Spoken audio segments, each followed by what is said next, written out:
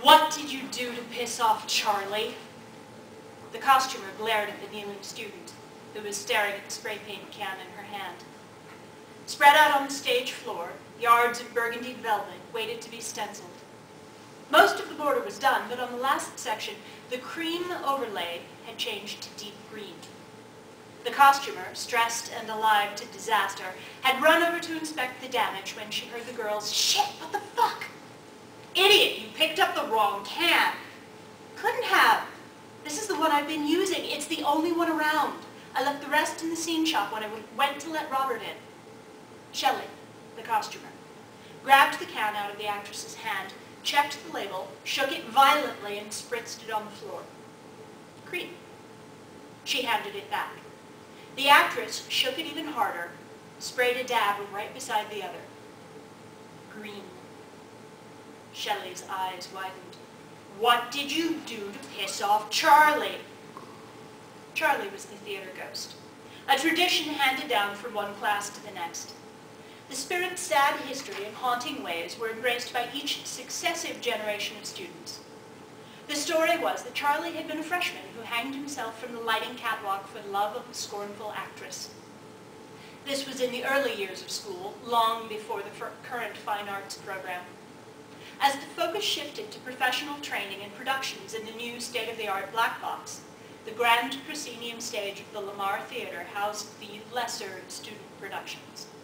As the theater's glory faded, Lamar's Charlie became more active and more beloved.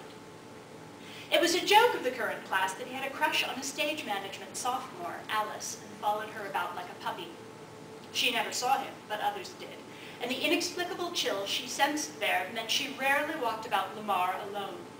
Her boyfriend, a handsome young lighting designer named Robert, enjoyed having an excuse to spend time with her and frequently teased her about his rival. Still, Charlie was known as a friendly spirit. Regularly heard and rarely seen, he was a uniquely fixed point in the rapidly changing lives of the students. He did little to actively encourage fear: footsteps in an empty house, a glimmer of movement from the corner of the eye, and the occasional flickering light spoke of his presence. But he was regarded as harmless, if playful. Reportedly, Charlie had even saved the show upon occasion. There was the gentle tap on the shoulder of a daydreaming actor about to miss a cue, or the timely appearance of a prop or costume piece, not where it was supposed to be, but where it was suddenly needed. These little things demonstrated Charlie's concern for his theater, and the young people who passed in and out of it, until Catherine pissed him off. Catherine, the first-year acting student with the quick-change spray paint, was enough to try the patience of a more forgiving ghost. She was tall, fair, curvaceous, outspoken, and overeager for attention. Earlier on that same evening, she'd flirted heavily with Alice's boyfriend, Robert, who dropped by to pick up some Fresnels. Robert began by smiling, became grave as her comments grew more suggestive, and finally hurried away. As the shop door slammed behind him, a pile of lens frames tottered, then spilled onto Catherine, standing alone and chagrined in the dimly lit room.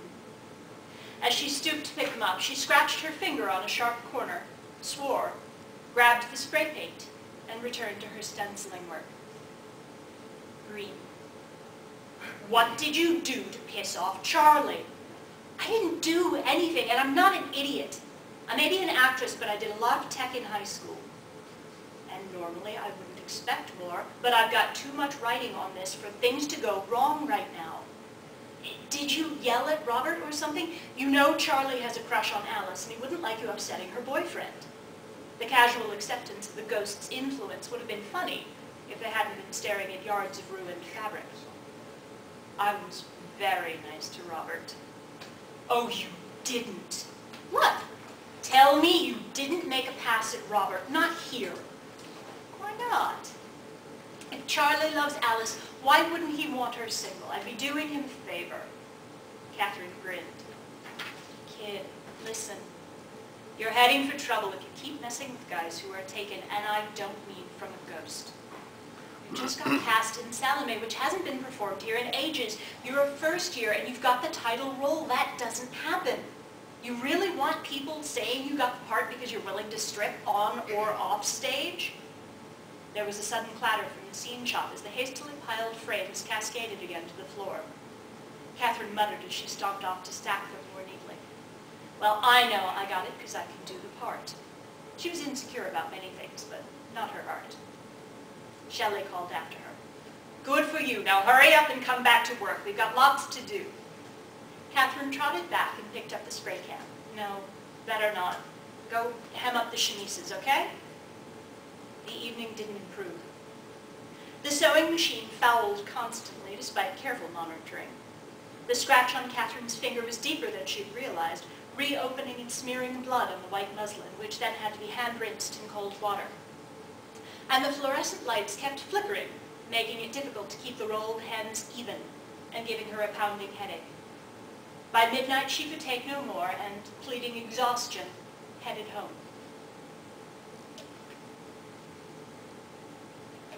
The neighborhood in which she shared an apartment with her classmate Gwen was not the best, but she was too tired for nervousness.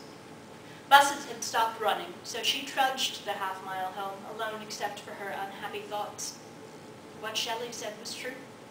People were talking about her, and it wasn't with admiration. Nor would leaving early after an unproductive shift endear her to Shelley, almost her only friend in school. Catherine was intelligent, creative, passionate, but never popular, too independent to fit in, and too stubborn to admit she wished she knew how. She insulated herself from rejection with a succession of roles, but that only increased her loneliness off stage. As children and animals can, her ears sensed her weakness and shunned her. But was she alone? A shadow moved across her downcast field of vision, and Catherine shied, looking wildly for the figure she was sure she'd seen. No one. Probably just trash blowing under one of the few street lamps. She sighed, walked on, finally reaching the run-down shop where 2 flights above she and Gwen had their apartment. After stumbling wearily up the inside stairs, she waged her usual battle with key and deadbolt, forcing open the ill-fitting apartment door. Gwen was already asleep in her overheated bedroom, burrowed under a wheedled comforter. Head and fingers still throbbing, yet keyed up with adrenaline, Catherine decided to indulge in one of their few available luxuries, a long, hot bath. The apartment was old and came complete with the usual inhabitants of shabby East Coast rentals, roaches, and the occasional mouse. The bathroom was tiny, its shower a sketchy arrangement of pipes and the cheapest shower curtain to be found. But oh, the tub. It was a giant claw-footed specimen, beautifully kept clean just for the rare chances they had to relax in its depths. Catherine ran the hot water full force, shaking in a handful of salts she'd had for years. She'd never felt comfortable taking baths in her mother's house, filled as it was with boarders and strangers, but here she was mistress and could dawdle as she liked. She adjusted the temperature, lit 1 cheap candle, then turned off the tap and the lights. Sneakers, socks, jeans, t-shirt, bra, and panties in a heap on the floor, she slid slowly into the scalding water, enjoying the way her skin prickled, then expanded in the heat. It loosened tight muscles, weighted her chest, slowed her heart. She slid further down, letting her legs fall open, and briefly ducked her head underwater. She rose again with a gasp. She felt someone in the room with her, some movement, an unaccustomed pressure in the air. Shaking water from her eyes, she called, "Gwen?" No answer. The apartment so still she could hear slight snoring from Gwen's room. "Catherine, you silly cow," she thought. "You're letting that ghost shit get to you." 2 days before opening Hamlet, with much to do as costumer's assistant and very little time left to get it done, Catherine had a hot iron land on her foot. She didn't knock it over. She hadn't even turned it on. But as she stood pinning the sleeves of a court gown, the ironing board behind her lurched and the iron bounced off, landing hot side down on Catherine's bare ankle and sandaled foot. She screamed, and Shelley, with the nerves of her first main stage show upon her, snapped, "That's it! I cannot fucking take this anymore! Get out of here!" Go put a bandage on that and go home. I don't have time to babysit you. See them through the water, high above her. But she could not see what was holding them. Worse, she could see that there was nothing to see. There was water up her nose, in her mouth, down her throat, and she was choking on it, trying to raise her head above it to breathe, but unable to fight the grip that held her feet up and her head down. Her vision dimmed, became red, shot through with flashes of light. She heard her blood pounding in her ears and thought she saw a shadow looming over her. The pounding grew louder, and she realized it wasn't just in her ears, it was on the door. "Catherine, let me in, damn it!" The door flew open. Catherine's ankles splashed down into the tub, but she hadn't the strength to rise. Fortunately, Gwen realized what was needed, if not what was actually happening, and yanked her head up. Catherine began to cough, weakly at first, then so hard it felt as though her lungs must come up. She coughed until she vomited water, and vomited until she coughed again but could breathe. Oh, wow. I did just see that, didn't I? There was something, some dark thing holding you up like that. I think it was laughing. I couldn't really see it, but I could almost hear it. Gwen shuddered. "Charlie," Catherine croaked. "I know it sounds crazy, but I think he was trying to kill me. Please, you have to believe me." "Yeah, I do. I was dead." Catherine's eyes widened as Gwen helped her to stand, handed her a towel. "I may not have much faith left in you, but I do believe in ghosts." She shrugged. "I should. I've seen some crazy shit. Back in Highland Park when I was a kid, there was this barn. All the teenagers used to sneak out there at night. As long as they didn't smoke or light candles, the owner never seemed to care. They'd drink, play cards, but mostly they screwed around there. You know, lots of hay, dark." Catherine nodded. Gwen seemed to expect it. "The owner was this really sweet old guy. Everybody liked him and waved when they saw him. When he died, there was a big funeral. People said nice things about him. For a while. And the kids kept hanging out in his barn, partying. My brother went all the time. And this one time I caught him sneaking out late, so I blackmailed him into taking me. I was probably 10 or 11. He told me if I embarrassed him, he'd lock me outside the barn and I'd have to walk home alone. And then he told me the barn was haunted." Typical actress, thought Catherine. Here I am, almost drowned and shivering, and she launches into a monologue. At least she handed me a fucking towel. Gwen went on. "Kids figured it was the old owner come back to check up on them, make sure they didn't burn the place down. They'd hear footsteps, things would move, sometimes even while you were watching. And the big, long ladder to the loft would shake like there was somebody climbing it. Sometimes the girls felt something touch them and they'd scream and hold on to their boyfriends, which of course the guys liked. My brother loved taking girls there. He was like you, a total horn dog." Catherine didn't mention the pointedly loud sex in Gwen's room. Anyway, it was all harmless stuff, so everybody kept going and just thought it was a joke or a hoax. The guys used it to scare the girls, and the girls used it to excuse themselves, and it was cool. Till that night I tagged along. My brother had this girl he really liked, and I guess she liked him too, because there she was. Everybody was sitting in a circle with flashlights playing Spin the Bottle. Only a lot of kids would go off into a corner and really make out when it was their turn. They'd come back, and everybody cheered and called them names. Just fun. Well, it got to be my brother's turn, and he conned it so the bottle spun to this girl, and he took her off into the corner. I was sitting outside the circle just watching and trying not to be noticed so they wouldn't send me home. Well, I guess my brother tried to go a little too far, or a lot too far, knowing him. I heard them scuffling, and she pushed him off and stomped back to the circle, just beet red. He followed and sat on the other side, breathing hard and just glaring at her. His friends teased him a lot, but nobody teased her. She looked like she was going to cry. Some other girl spun the bottle and got my brother, and he totally laid one on her, and the first girl just stood up and walked away down the barn. Nobody went after her. Everybody just wanted to have fun, you know? A minute or two later, she screamed. I mean, a really terrified scream. We all jumped up, and some kids ran toward her, shining their flashlights. She was thrashing around on the floor, and her blouse was coming undone, and her skirt was riding up, and she kept screaming, "No!" My brother and this other guy tried to get to her and calm her down, pick her up, but he said it was like she was glued to the ground, except she was fighting to get up, too. They finally pulled her up, and she was sobbing. It looked like she hurt herself. There were bruises coming up on her throat and arms and legs. She kept trying to talk, tell us what had happened, but it was like it was just too awful to say out loud. My brother and I walked her home, and she cried on the way. Later, I heard people say she'd had a fit, but that's not what I saw. There was something dark there, holding her down and trying to get her clothes off.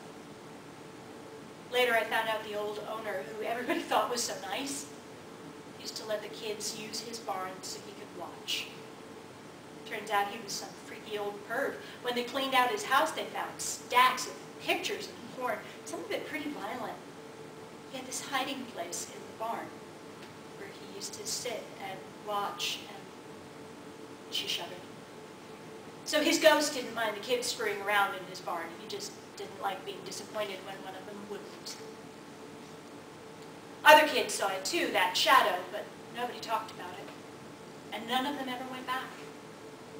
But I did. With my Aunt Celia. See, the adults finally heard about the haunting, and Auntie C put it together with what she knew about the old man. She was afraid he might hurt somebody even worse, so she decided to lay his ghost to rest. She didn't ask me to go with her. I overheard her talking to my mom, and I told them what I'd seen. Mom said I was a freak, just like Auntie C. She didn't believe either of us. But later I asked C to teach me how to make sure nothing like that ever happened again. And she did. Gwen paused, looked appraisingly at Catherine. So yeah, I've seen ghosts, and I've seen them get mean. And I guess I trust a mean ghost less than I trust a slutty actress, so I'll help you. But it doesn't mean I'm cool with what happened, and we're still not friends, okay? Okay. Get dressed, we gotta get a move on. What? We need to go make your peace with Charlie.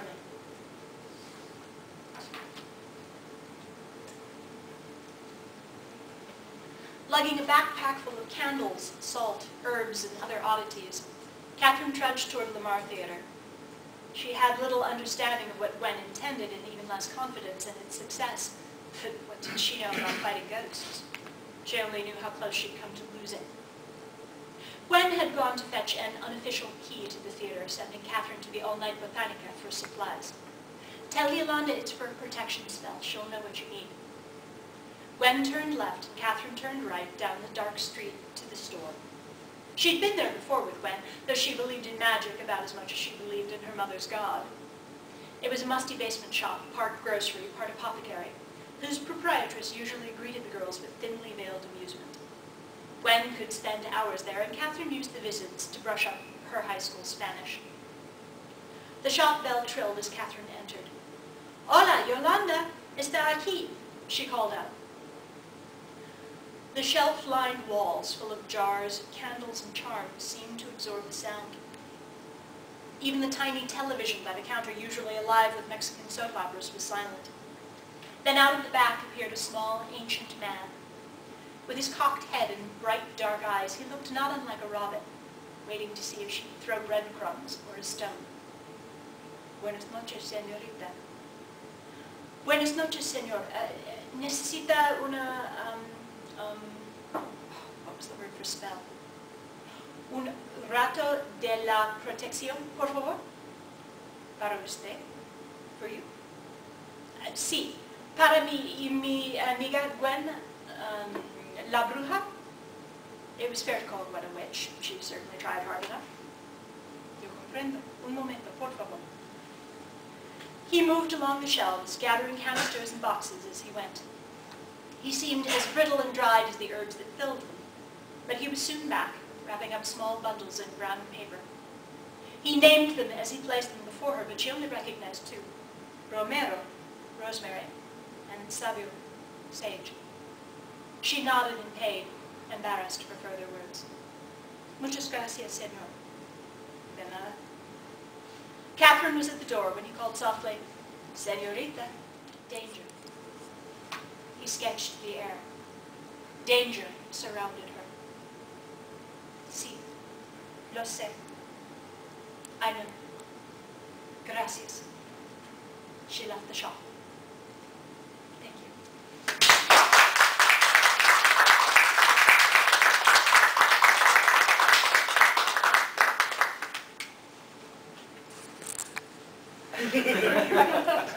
I wasn't expecting anybody to say anything after this.